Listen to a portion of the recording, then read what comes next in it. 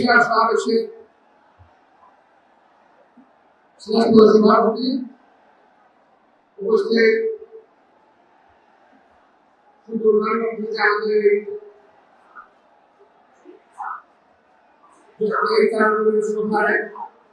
আমাদের প্রধানমন্ত্রী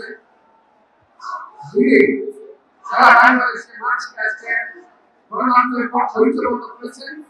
এই তরুণদেরকে যারা ঐক্যবদ্ধ করেছেন এই তারেক রহমান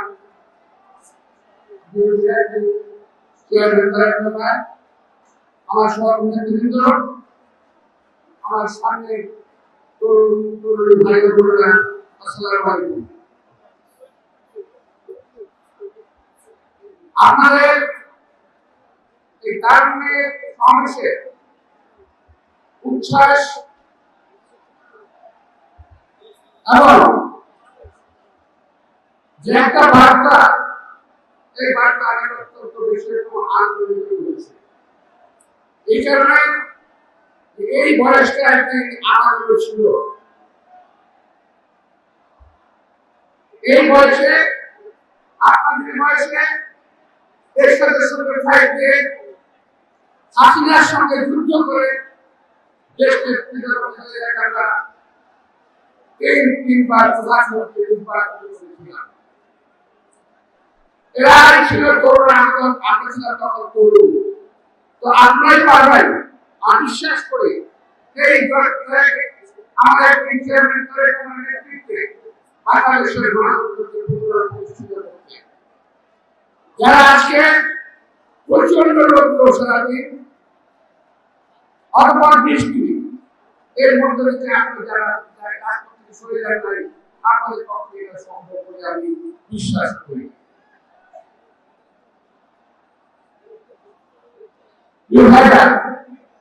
আজকে এই তরুণদের মাঝে একটি কথা বলতে চাই, এই সরকার এই দেশের বড় মানুষের আকাঙ্ক্ষিত একটি সরকার,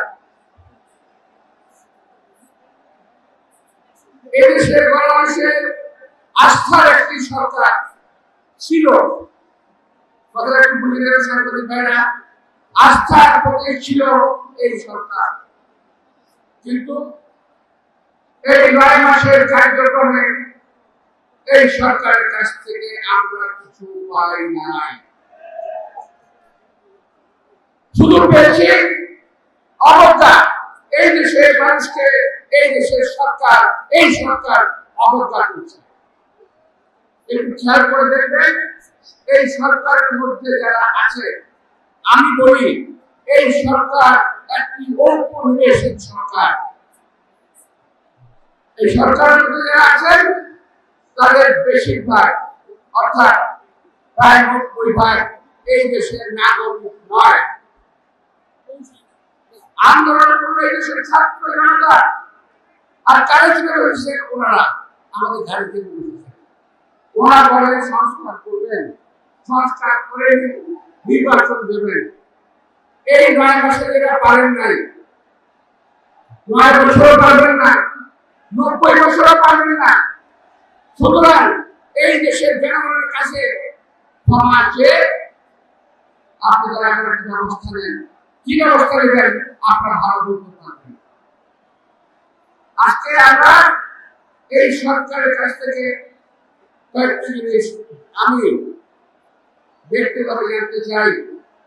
আমি অনেকদিন আগে প্রশ্ন করেছিলাম একটা মিটিংয়ে, সেই মার্কেটে কি হলো, সেই মার্কেটে কি হচ্ছে, সাজিতে কি হচ্ছে, এটা একটু এই সরকার আমাদের স্পষ্ট করে।